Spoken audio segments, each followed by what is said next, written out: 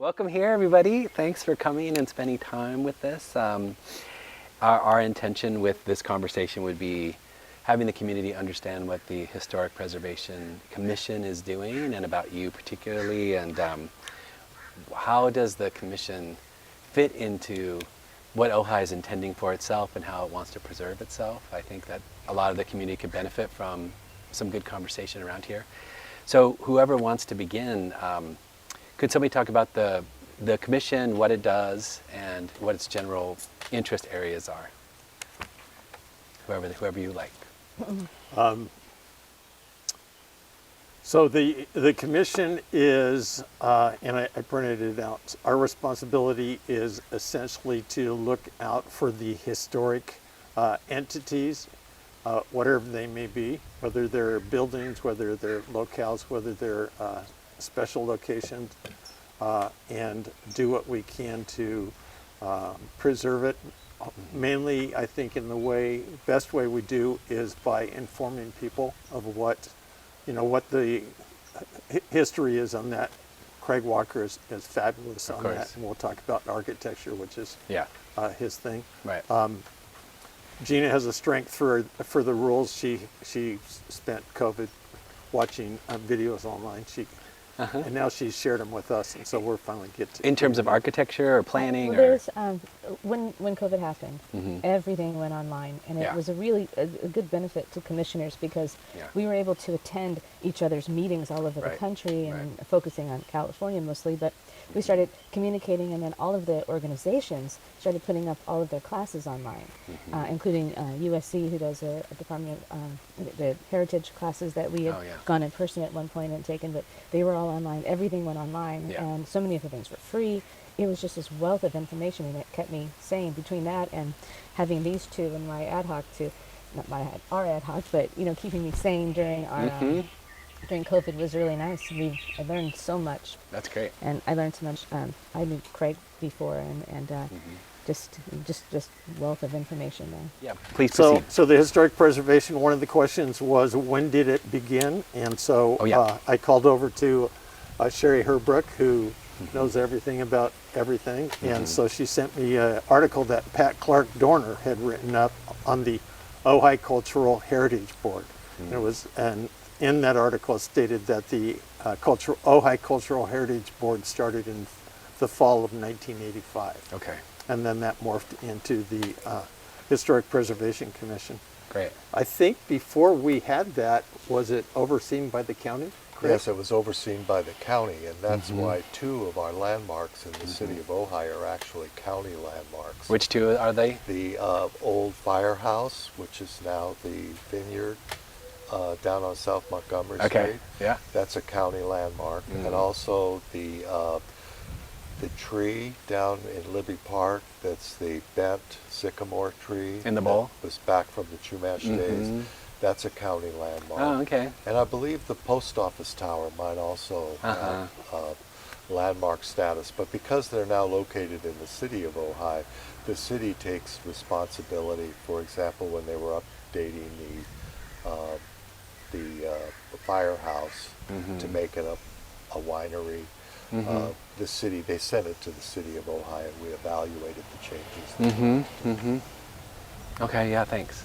And it's always interesting because we're this 4 square mile entity in the middle of the valley, and I maybe others subscribe to the county historical resources, and it's often interesting to go, wait, that's in our city, and no, it's like 100 feet outside of the city. So what's interesting is what motivated the citizens to want to establish a Historic Preservation Commission or Cultural Resources Board was when the old Nazarene Church, which was the original Presbyterian church, was threatened. At that time it was going to be demolished, and the citizens banded together and approached the city and wanted that to be preserved, and that kind of became, as it often is, the touchstone for people wanting to organize and form a committee. So I was a teenager then, so I have no recollection of that whatsoever. I don't.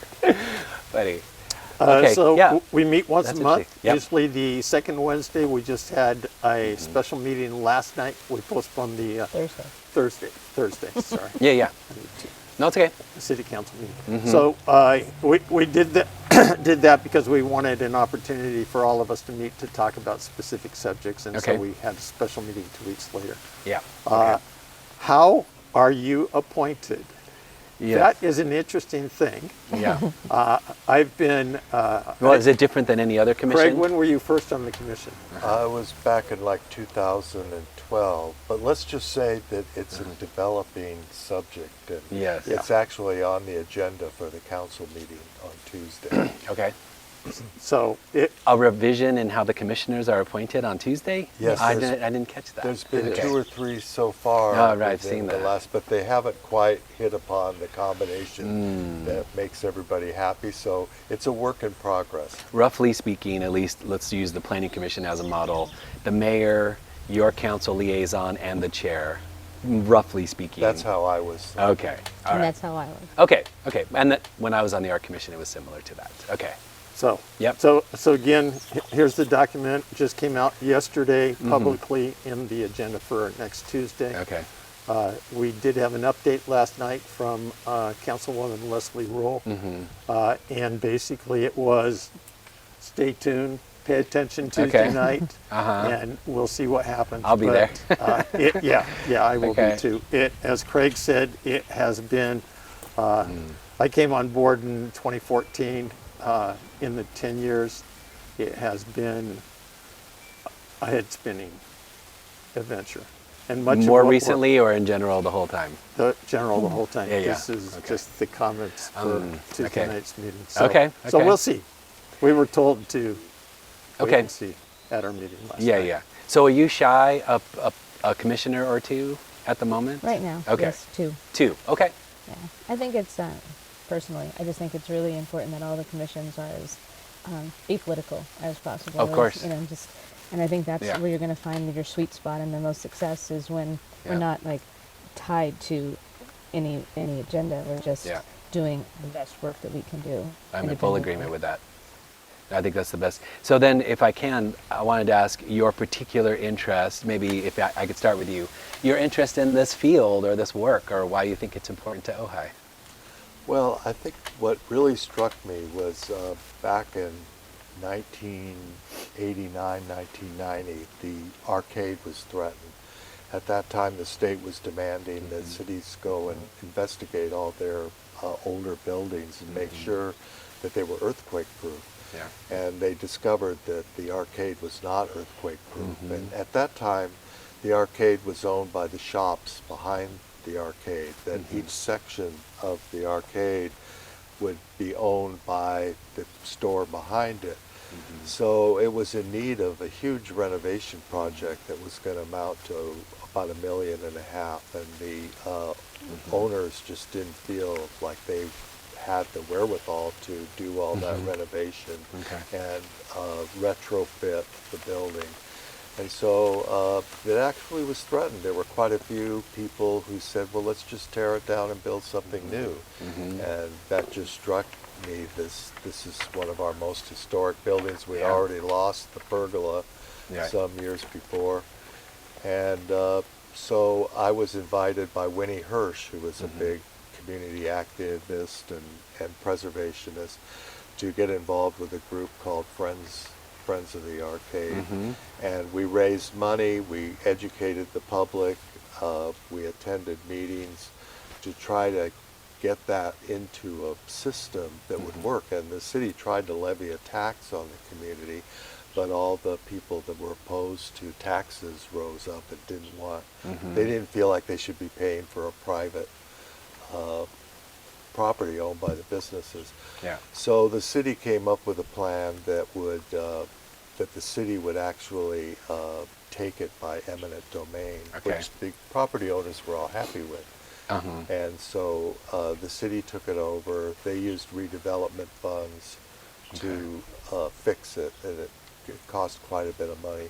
And then afterwards, we came up with the idea to do Ojai Day to celebrate that. And one of my motivations for doing Ojai Day was I felt that if people knew the history, if they knew the story of these buildings, they wouldn't support so easily having them demolished, like they had the pergola back in 1971, and then again we were facing that with the arcade.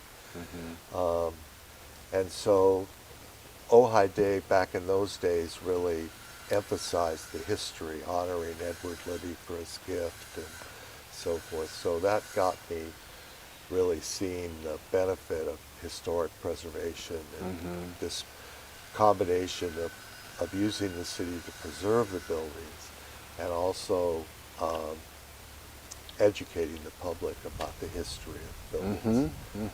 And I think the city kind of learned its lesson with the pergola, because the city actually tore down the pergola and the public rose up. They were very angry about it. They had huge demonstrations. Now, was it hit by a car No, initially? Much more exciting than Oh, that. okay. It's more exciting than that. I don't know the story. There was what happened was that there was a group of war protesters during the Vietnam War that would sit on the pergola. It had a wall in front of it. It was called the Wall. The wall, Yeah, because there was a wall, you Yeah. know, that went between the pillars right along the road. And they called them the hippies, but the war protesters would sit there. Well, across the street in the arcade was the Elbow Room that was a bar, and all of the more conservative Ojai young adults would hang out there. Now the hub? Now, no, it was further down. Oh, okay. It's now I think where Khaled's store was. Oh, I see. Okay. But it was a pool hall and a bar. And so conversations would get going about the war back and forth. And it's a kind of a Ojai's worst kept secret that one of the members of that crowd across the street came and put a stick of dynamite in it and blew it up. It actually was blown up twice. Wow. And it was a sad picture to see, you know, with the arch halfway there. Oh my And gosh. so Wow. the city then, the community raised the money to rebuild it, but the city thought it was maybe an impediment to city progress, and so the city ordered it taken down, and bulldozers showed up at 4 a.m. and it came down, and people were so upset and so angry that I think that really had an effect on later councils, because they bought the church, the Catholic Church, and made it the museum. They own that. They've been very good about being involved with historic preservation, because I think they really saw that people might seem to be blasé about it, but when you take away a building that's important to them, it hits people, and they realize. And one of the things that I thought was interesting about the pergola was that there was no pergola there for 28 years. Right. And then in 1999, David Burry and David Mason and Joan Kemper and myself was on the committee, and there were a lot of other people in the community on it. It was a community effort to raise the money and rebuild it, and it was like once it was up, I remember walking down the street and just saying, yeah, there was a reason those architects put that there, because it added an element that formed this unified city, and I don't think I really had realized that before, and I think that's one of the reasons that the downtown historic district, because we're not just talking about a collection of individual buildings, we're talking about a unified whole that has a meaning, and it goes back to the City Beautiful philosophy that we talked about. Well, I was going to say that people that I've been speaking with lately, they live in other cities even close by that don't actually have what they would call a city center. That it's mostly flat and kind of pejoratively sprawling out, where we clearly have a center. It's the arcade and it's the park. That's the center, and then everything radiates from that center, and it's wonderful to have. Well, the whole time I was growing up, it wasn't called Libby Park. Libby didn't want. It was called Civic Center Park, and that area, the tennis courts were Civic Center courts, and it was the Civic Center. because I think the progressives at the turn of the century, of which Libby was one, they were hearkening back to the days of Rome, when the Forum was the civic center where the people would go, and in Athens, where the Agora was the marketplace, but where people came to talk and share, and so important for democracy. That's right. And I think that was what Libby was striving for, and we really are lucky to have a true civic center. And some of the councilmen, like James Lobel, was very big on preserving the park, and he would fight to the death before he would let anything go in. It was almost after he retired that they were able to get in, like the children's play area. Oh yeah. And that tennis building, you know, that's back there, because he really didn't want that to become kind of built up with other things. He wanted it to maintain its park, and that goes back to what was happening nationally, because cities like New York built Central Park, we have Golden Gate Park, and they were all built with this idea that there had to be this central park in the city where people could go, and the public buildings would be connected with those. You might know this, I didn't ask this earlier. Do you know when the bowl was built, the first rendition of the bowl? Yes, the bowl is a location for the concerts was 1954. The shell was added in 57. Okay. Because the Build the Bowl Again campaign sounds very much like the Pergola campaign, where you have the city coming and the community, and we all cared about it. We see it as the center of the town, and it's wonderful. So important to have a place to gather. And then when after they built it, they held the first Ojai Day. You know, that was established back then in 1917. And the whole community came for a picnic. They had exhibition tennis matches. One of the things I recently learned is that the high school girls glee club, they went up in the tower and sang from the upper reaches of the tower while people were eating. It must have been a fantastic day. I just want to remind us to really project because of this sawing over here. So just to add a couple things to what Craig has done. So we've done oral history interviews starting in 2012 through the museum. The first person we talked to was Alan Raines. Joyce Robinson and I talked to him. And during this whole time frame that Craig was describing, Alan and I forget who his buddy was, would sit up on top of the store with a rifle protecting their store at night. Rains on top of the arcade? Yes. Yes. During the riots. During the riots. Okay. Yes. The other thing is Alan was the first we interviewed. The other person we interviewed was Bill Burr Sr. And Bill Burr Sr. told us that he was at the council meeting late at night, and about 11:30 they voted they're going to tear the pergola down. Maybe, and no one real knew. He took it home, and as Craig said, the next morning he called before light, the Public Works Department, and said, I want it down before the sun comes up. And when everybody woke up, it was down. Wow. Yeah, so under the radar. Well, it's funny that you bring up that, because when the back of the arcade got built, where Bonnie Lou's is behind there, my friends and I used to go climb on top of the arcade and sleep up there for fun and say we were staying at each other's friends' houses to our parents.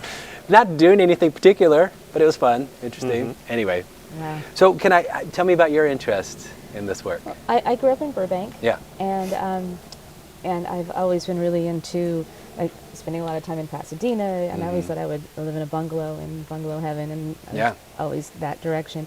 But somehow ended up in Hollywood Beach, and as soon as we got married, we moved there, and I was there for 13 years, and it was people's second, third homes. It was never, once we had a child, there was no one to play with at beaches. And anybody wants to go to a beach where there's no people, that's where you go. There's no one there. And so I just started craving community. And when my son became of school age, I started first with Laurel Springs, and we ended up at Valley Oak Charter. And then we realized that there was such a community in Ojai, and that's really what I was craving. And so we purchased a home here in town. And we've been here now for 20 years, and that's where I met Craig. Is we both he worked at the charter as the assistant director, and then we both were on the board together for years there. And there was this community here, and everybody knew each other, and everybody. I mean, everybody's been here forever. Yeah. You know, being here 20 years in a lot of places in California, that's a long time. For here, it's like I'm a newbie. You know, I have 20 years under my belt. Yeah. But I just the more. When we bought our home and we came into the door with our keys for the first night, there was a bouquet of flowers, a bottle of sparkling apple juice, and the book on Ojai history. Oh, yeah. And that's what they left us behind. And Who left that for you? The previous owners. Ah, okay. And I just picked up that book, and that became what I was going to learn everything about this town from. Yeah. And that book was ended up being the one that you revised with Elise. And that is how I just started going, wow, this is where I want to, you know, this is where I'm going to spend the rest of my life. But this town is just, it's so fascinating. And having this small area, but having so many like prominent architects, so many interesting people, so many stories. And so whenever Craig wasn't busy, I would just kind of keep talking to him and asking him. And finally he's like, you know, there's this commission. Yeah. And so I started attending meetings for about a year. And while another one of those times where it was hard to get appointed, it was another, you know, it wasn't just this time, it's been kind of a weird. Yeah. And then I was appointed. And the first thing that I started doing right off the bat was going to USC and attending these classes. And I spoke with the dean there, who's still the dean, and I said, what is the most important work that we can do as a commission? And she said, especially with Ojai, and how it does have that center, you need a downtown historic district. You need a local downtown historic district. And I came back and I was like, this is, you know, and they're like, well, you know, because they had just gotten done with the school district, and it was just like, now we want to take on this beast. And then, so I just started researching it and looking into it. And like you said, like the arcade, I mean, there are pictures where you can't really, besides the cars, you wouldn't know if it was taken in 1920 or 1950, 1980, 2000. I mean, it's just amazing.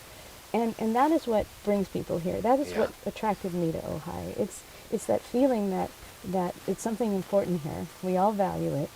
And it's that thing, you don't know what you've got till it's gone. So it's really important that we, especially with a lot of the things coming down from Sacramento, that we're paying attention, because there's time limits on things now. You know, 30 days, I mean, if we're not ahead of it, we're going to be in trouble. And I think one of the things that the viewers might want to know is they might wonder, well, why do we need a commission?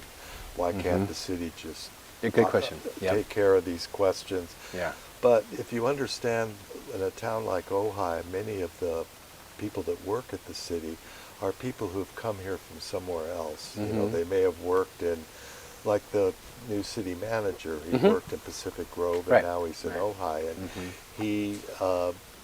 he or a planner at the desk may not really know the buildings and know the history.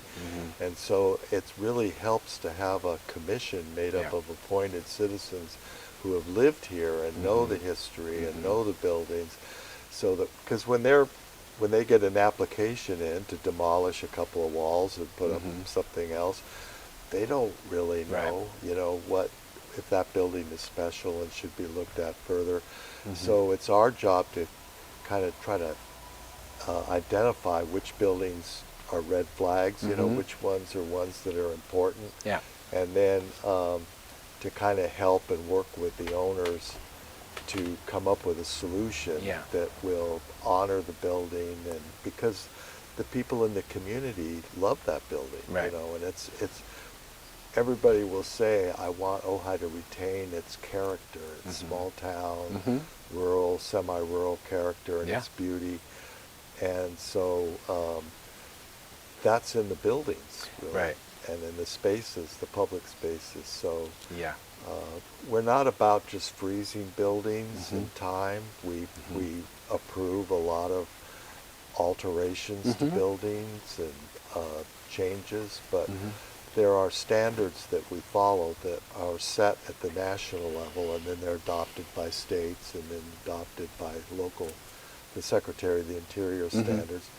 And our job is just to go through what they plan if they are a designated historic building. Part of our problem is there's so many that have yet to be recognized by the city. So we're always kind of trying to play catch up and let the city know this is an important building.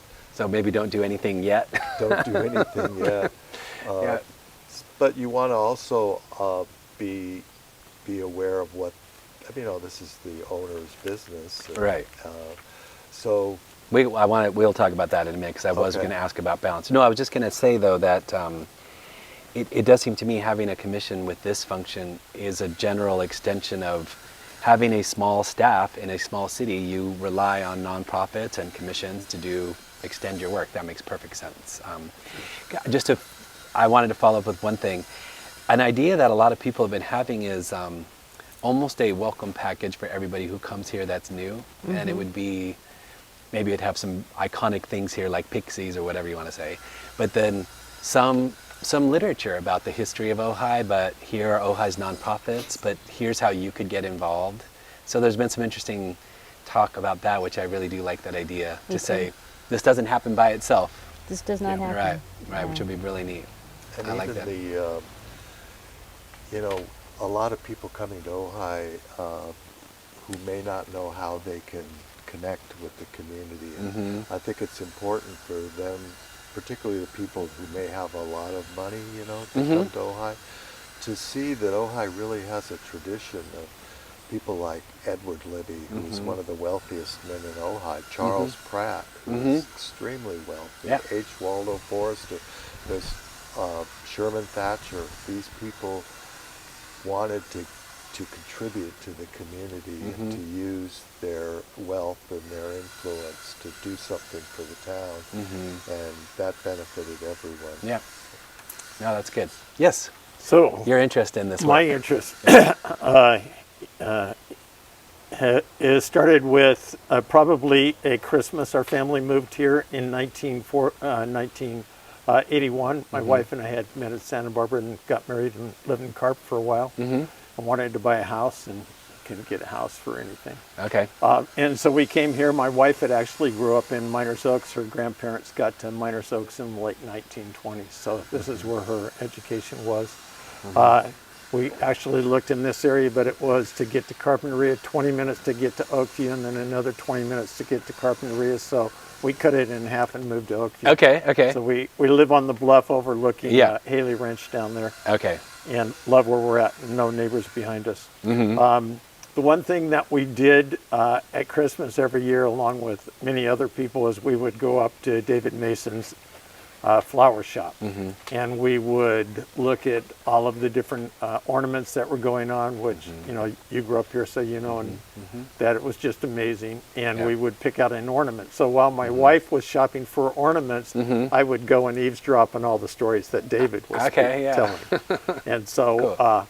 So that was a process every year. And then Todd Wilson, who had been on the museum, and I played volleyball with him, sat at the bank. He said, would you join the museum board? I actually never been in the museum prior to that, so I joined the board. I've been on it 15 years and I said, so who's on the board? And he mentioned David Mason, and I was set for life. And so David was on so I did something similar to what Gina did, was I went to the meetings. That way I could get all of the information from David Mason, from Terry Hill, from Rose Boggs, from Pat Clark Dorner.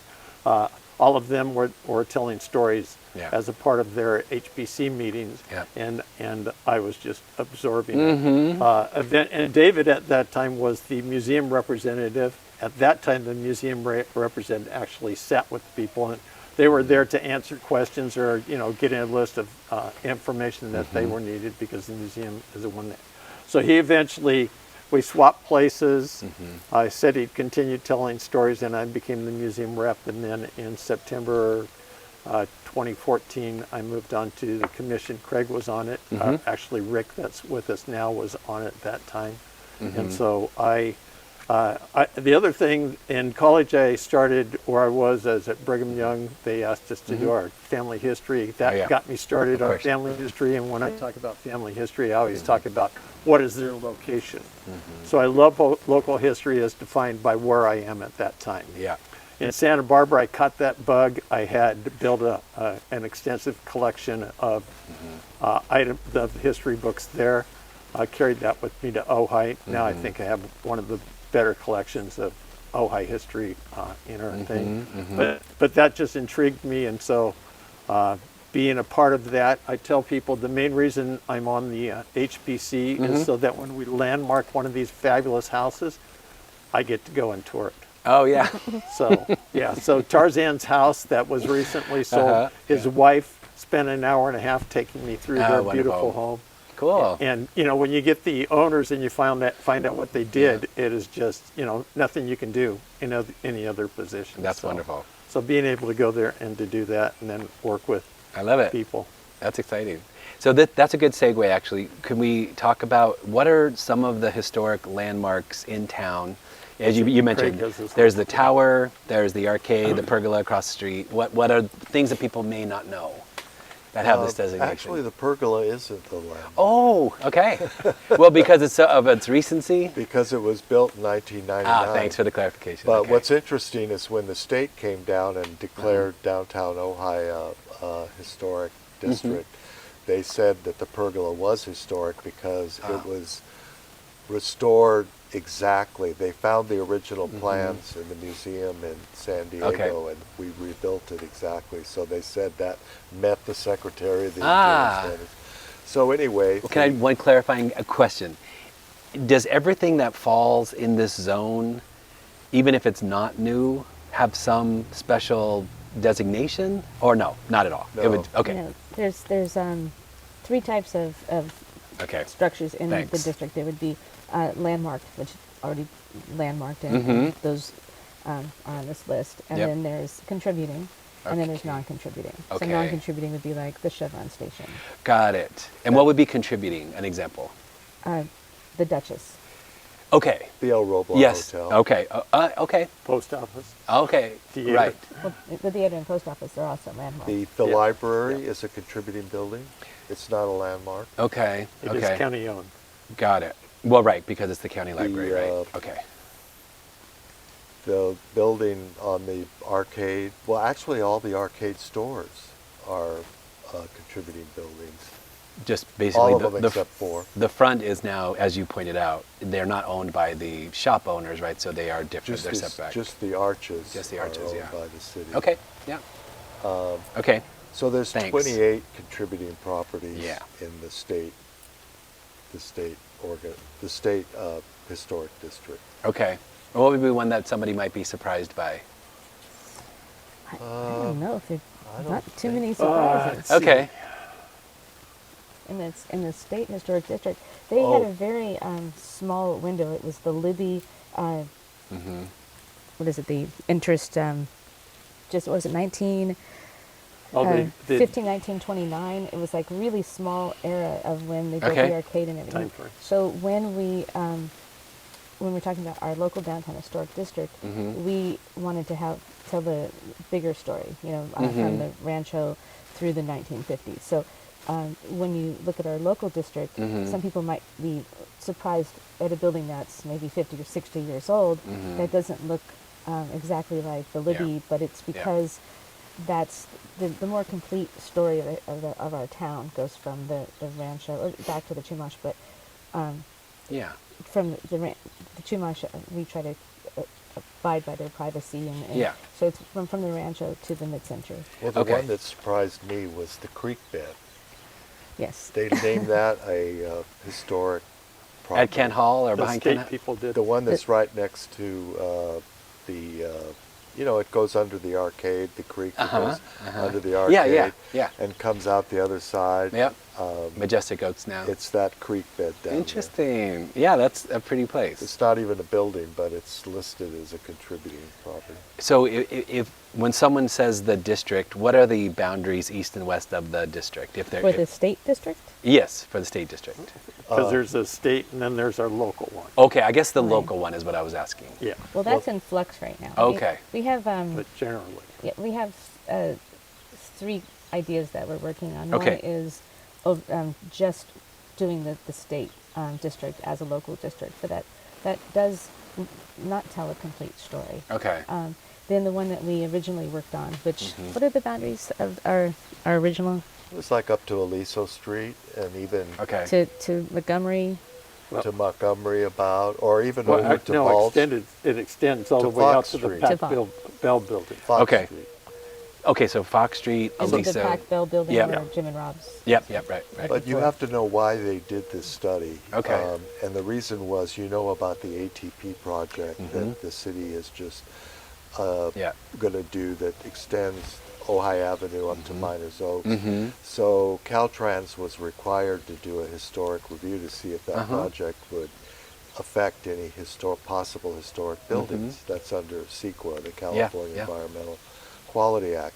So they only investigated the buildings right along Ojai Avenue in the downtown. They Yeah. didn't go back Okay. any streets because they only were concerned about the ones that might be affected Got it. by this project. So Okay. that's why it's a very narrow. But even within that, they felt it told a complete enough story that it should be a California resource and it Okay. It's should the be a core district. downtown. Oh yeah, no, I get that. Yeah. But your thought is it should widen potentially. Well, not only in terms Okay. of distance, but they have what's called the period of significance of a building, and they had 1917 when those buildings were built to 1929 because the city added more buildings like the Duchess and things like that, and so. But also the period of significance we felt should be expanded because there's buildings like the Porch Gallery that are extremely historic, Right. but they tell the story of an earlier Ojai and the transition to the Libby buildings Yeah. and even the that sounds buildings that were the World University. We felt at one time, I don't know if we're still I don't think they're considering part of those. the. Did when Becker was considering that project, did that come up, these kinds of questions about significance and so on? It never came up directly. Okay. I think that Because of that, but we were discussing it. So 'cause- when we're discussing trying to finalize this, one of the things that we came up with, which Craig did a nice survey on, is all of the overlays that are in the downtown over the years, and all of the hoops that. No wonder no one wants to hear. Like there's so many overlays. There's was 5 different. There are 5 overlays that overlap, some more than others, and those are design guidelines that the Planning Commission is expected to follow Yeah. in making decisions about those buildings. And many of those guidelines. None of them have anything to do with the history of the buildings, which is Okay. really weird. They say this building has to be Spanish, but it's almost as if they wouldn't mind if you tore down the actual historic building and built a new Spanish. Okay. So, Yeah. And we don't, as a HPC, we're not concerned that it looks Spanish because maybe there's so much more of a story than just a fake Spanish front on like the something. Porch Gallery, we wouldn't want to see that. No, that's a really good case in point, right? So then, if you don't mind me asking, when El Roblar comes along, and then there's, I was there at the city council when those couple of ideas came for the facade and all that kind of stuff. So it's got a Spanish look, of course. Is that some? Did your commission have a thought on how it should look, or not so much? So they came to Yeah. another thing going back to Caltrans ATP in the fall of 2017. They actually came to our meeting. Okay. And they said they were going to be doing a study on curbs, gutters, and sidewalks. Now, the study that was just described expanded to that, but I think they were talking about those 3 because those were the 3 they had to investigate because they were possibly going to make adjustments to those, tearing them out and if you look at the minutes from those meetings, there was no talk about the buildings or anything. It was like there was concern about the arches. Yeah. But because that wasn't the question that was being asked to the HPC, the question was on curbs and sidewalks and crosswalks. Okay. And Well, see, an often. Oh, go ahead. Go ahead. So what's interesting in that time frame? So again, fall of 2017. Okay. So in that time frame, or in that same year, we had gone to the city council, the HBC, at their request, and starting on the historic district, and said we would like financial support in doing this. And I think we were looking at maybe 60,000, 30,000 spread over 2 years, and they basically said no. And so we formed an ad hoc committee, and we were at the time. The benefit was that Craig wasn't a member of the commission at that time, so and we had like 5 commissioners, and so the 3 of us could meet because again it was only 2 commissioners and Craig, and so we spent COVID on Zoom. When COVID happened, and we knew that money was going to be very different with the city. Yeah. It was like, okay, well, how can we do this in a way that it's going to cost the city next to nothing? And so it's like, okay, well, what if we look at all of the landmarks that are current landmarks? Okay. And then we look at the infill from there. It's like, what else, what connects them? So if we use that as our guidelines, all of the landmarks that are in the core downtown area, what's left? And then, we would try to just go building to building at the time, because you didn't understand COVID, individually, you're on your bike, and we're all like doing all these to try to figure out where exactly and what's what, and talking to people, and then meeting and trying to figure out what the areas that should be talked about. And that was when it was like, okay, well, what's left, so many of those buildings have had reports done on them. So many of those buildings have been discussed, and some of them are clearly not a part of, they're non-contributing anyway. And so that was like, okay, well, I think we only came up with like 6 properties that maybe we would have to, and we would look at and try to come up with more information on them. But everything else, it was pretty clear that there were enough information to warrant the fact that that it was this area with this area. So we had this nice little shape, kind of looks like maybe some version of Texas or something. And we were kind of like, we thought we were being unique in our findings. And then when the old Roblar came up, we had a colleague that used to work at the museum call and say to us, Call the city and say, there's this document. I could have swore I've seen it.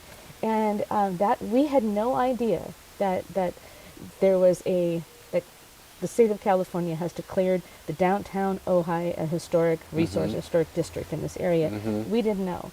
And when we got this, we had already we had our presentation ready to go for our joint council meeting. We had our map, and here we are looking at this thing, and it looks almost identical to what we came up with. The same sort of shape, the same everything. Yeah. And within that, wow, that's amazing. all of those buildings had their information, their historic information that they researched. So all of a sudden, we have this extra wealth of information that we're getting from this this organization that's outside of us, that's well respected, and that's saying the same thing that we're coming up with, that this is something, and this is something that we want to protect. Yeah. And I think that besides the ins and outs of how it's done and making everybody feel good about it, I think the general population of Ojai would go downtown and go, yeah, we don't want this to change. Yeah. So the nice thing was that $60,000 242-page resort that we were asking the council to support got paid for by Caltrans. And it is Probably by the city out of the yeah, you never know. But I mean, to us, it was, when we got a copy of that. Yeah, that's fascinating. And took it to the city, nobody in the city knew about it. We think it was given to an individual at the city who put it on the shelf. Yes. And then it wasn't seen for 2 years. See, but I think that's, as was said, it completely backed up. I think what we that's were a good point to make about the necessity of identifying these buildings, because we have a lot of landmarks around the El Roblar. We have the arcade, we have the theater, and there's several Museum. others that Yes, are of course. already Twice protected by the hotels. city. Yeah. But the El Roblar had no designation, Got it. so it basically wasn't recognized as a historic property by the city. So see. that project actually was like a year to year and a half into it before the discovery was made. Okay. Now, if the state has placed it on their register, then a city is obligated to study it. Okay. So it was like right in the middle of the stream that when that discovery was made, that there was it was on the California Register of Historic Places. It had to be reviewed on a historic basis. Okay. Well, usually when you get a review like that, you hire a consultant, because even though we're Ojai people, we don't have all the wherewithal to really get all the facts about it. So the people who were redeveloping the El Roblar went ahead and got that report, Okay. and you know, it gave a lot of interesting information about it, but their conclusion was that because the El Roblar had been remodeled several times, The developer's over conclusion, time, just clarifying. Huh? You mean the developer's conclusion or whose The conclusion? report. The report's report conclusion, by thank the you. consultant. I see, thanks. They said that in their opinion, which is an educated, you can accept opinions by trained experts, Authority. mostly. They said that the design that they had come up with wouldn't cause it to lose its whatever historic quality that it had. At the time, had they done the arches that we're seeing now? Was that the That facade? was before the arches. That was before so that. that they would Okay. be okay to build that, Okay. and it wouldn't result in a substantial loss of Okay. significance, based on the fact that it had lost some over the years Okay. through some of the work that had been done previously, as I Yeah. understand. So within that context, then the approval was given for Okay. the design Okay. that they came up with. Uh-huh. Yeah, I collect Ojai postcards. Collect everything Ojai. And it's interesting, and Craig knows this, Craig lived it, that if you look at the El Roblar Hotel, you're basically looking at a box. And what's interesting then is to see what has been done to that box over the years. All the different designs that you see in the postcards. It's hard. I can't honestly remember when it was. I can't remember anything other than the most recent, the Oaks, before it Oaks. closed. That's all I can recall. But it must have been something different before that, obviously. Yeah, well, it So- started out, it was basically, like Brian said, it was a box, but it had these pergolas that came off the various sides of it. It was a beautiful building in its own way. Yeah. And then, actually, my dad ran it for a while. And he was an architect, and he added some balconies that were kind of Monterey style balconies. Yeah. Maybe I've seen photographs of that because that's what's coming that to came me. out. Yeah, and, okay. Yeah, the postcards that show. The postcards, yeah. And Exactly. so that's the front it had. But before that, even in the 50s, they added this porte cochere that came off the front of it that was kind of modern, the guy that owned it back then. And so it had that on the front of it. And then the So- Oaks did something similar with that port. Then in 2004, David Burry, the local architect, and he was a commissioner and everything, he put 4 arches on the front and then extended it out and put a big kind of arch in front. So it had had some changes, and a lot of it is a judgment call on how particular you want to be. My tendency is to always want it to go back in the direction of the original, but Yeah, how I felt about it was there was arches, there was a port, there was what his father did with the balconies. There were so many things, and as you look at it, all of those things were able to come off that box. And so with me, you know, there's the heat, there's that sun that just beats, and they wanted these arches to add on. It was like another 8 arches onto it or something. And it was like, my question was, if the next owner wanted to take those off and get it back, could you take those off? Just like all the other things have been removed.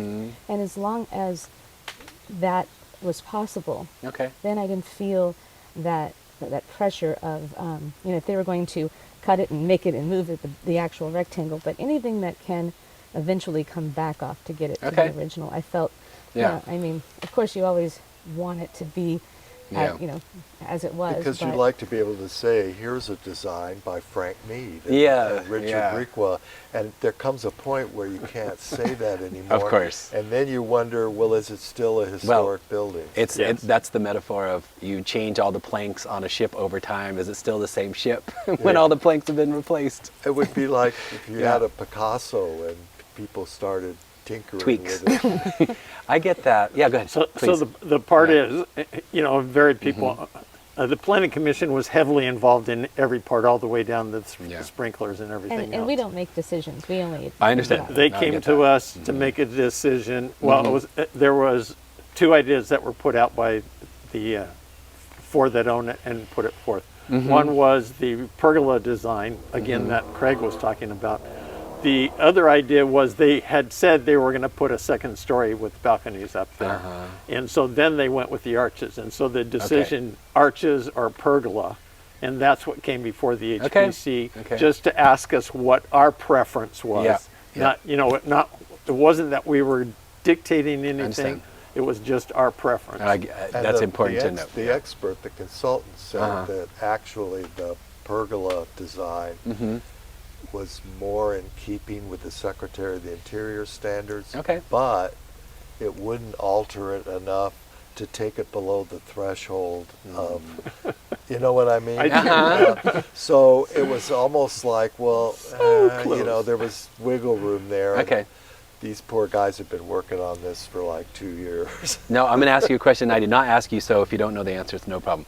And I don't mean just this council, but does the city council in general listen to your recommendations well and follow them, or do they sometimes go against them? Or you probably haven't quantified it. But. Craig and I have an experience from the very beginning, and it goes back to the Ojai Valley Inn, and the Neff Lounge, because that was one of our first meetings. I came in September of 2014, and that was, I think, our first test.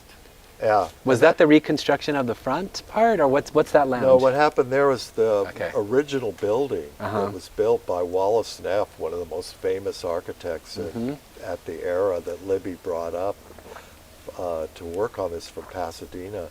And he created this beautiful country club. It was just a golf course. There was no rooms or anything at that time he built it. And then other additions had been made. Austin Pierpont put some buildings there and added on to it. But the Neff Lounge was this self-contained lounge that people would sit in, but the inn felt it wasn't being used, and it was kind of a throwback to earlier times that they didn't really feel fit into their plan, even though they were advertising themselves as one of the historic. We're historic.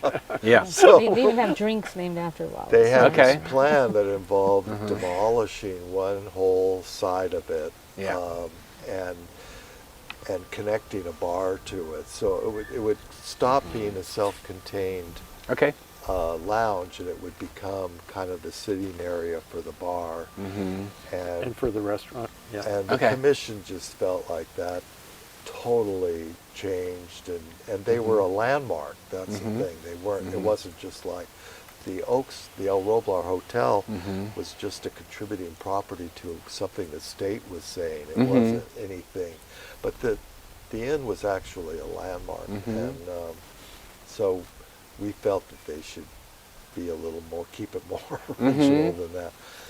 But the council overruled us. And we voted it down unanimously. Before us, the Planning Commission had voted it down unanimously. So, 2 commissions unanimously no. We made our decision.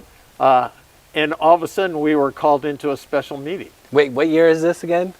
Was it 2014? 2014. I was thinking it was right in that, 10 right years when I first came on. ago. So all of a sudden, we were called into a special meeting. It was like 2 days before Christmas, something like that, to come to the council chambers And I remember walking into it and going, what the heck? And all of these rows said reserved. And I had Yes. never seen the seats with reserved. For whom? It was for the people that own the Ojai Valley Oh. Inn, who sat there and complained about having to interrupt their vacations to travel to Ojai.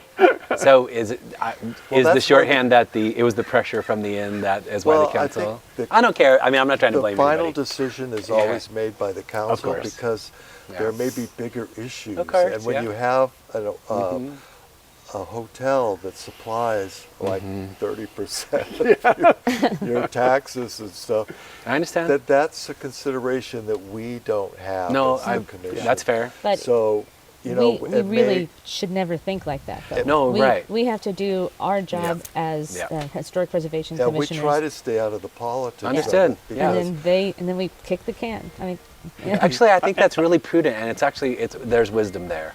You're bringing up your Yep. view. Yep, good. The thing that was most Yeah. interesting was Yeah. it was almost a brand new council. So we didn't have, when we were sitting there, calculating our odds, we Yeah. really didn't have a background basis for what Okay. we were going to do. Yeah. So it was Okay, 5-0 against, 5-0 against, and 5-0 Well, for. as you say, the inn is obviously influential to our town with Yeah. the TOT.